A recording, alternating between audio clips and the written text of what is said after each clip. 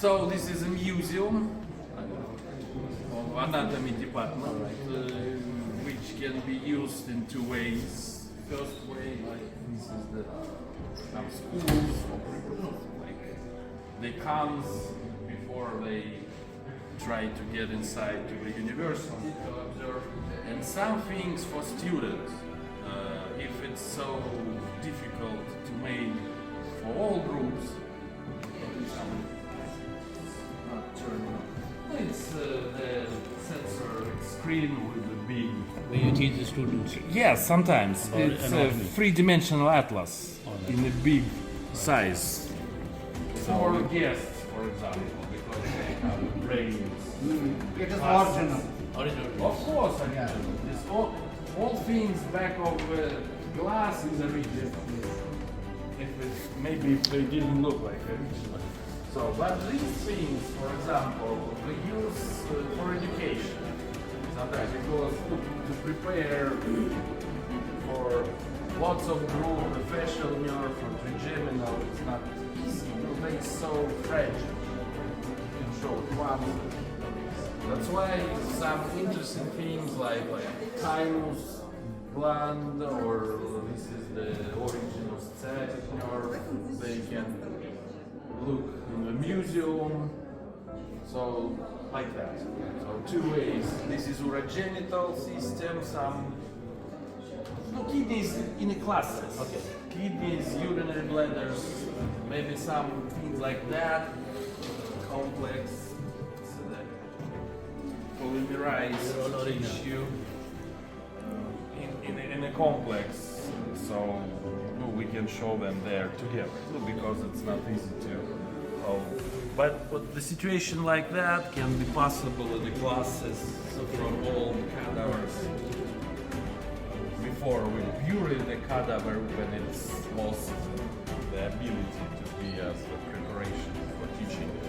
We can take some complexes or kind of that. Tomography in a real view, kind of little slices, bodies, some mummies, and this is the joints. Joints, bones they have in class, so you don't need it. But with joints, it's not rare preparations sometimes, like normal knee, pathologic changes, pathological any elements, kind of that. And this for just interesting some biology, some teratomes, cadavers, they have cadavers. This is the same as I take some genitals, so polymerize, plastificating. But it's not our work. It comes from St. Petersburg sometimes. We know the one problem is the number of cadavers. It's not so many of them. That's why we use them only for education. Not like practicing to do this because you need a dozen before it comes normal. In that way, it goes to work, to teaching, not to the museum like that. It's all mummies. They come to our museum because of one problem.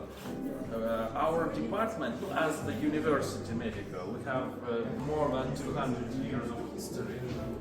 And the museum was very interesting, but 1942, Voronezh is occupied, and after a massive bombing, we have a rail station here.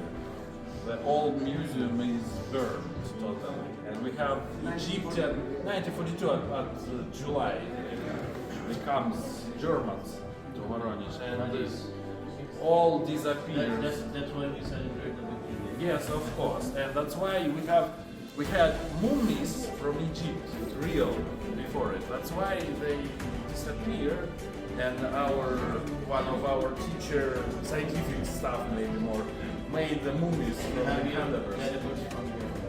Yes.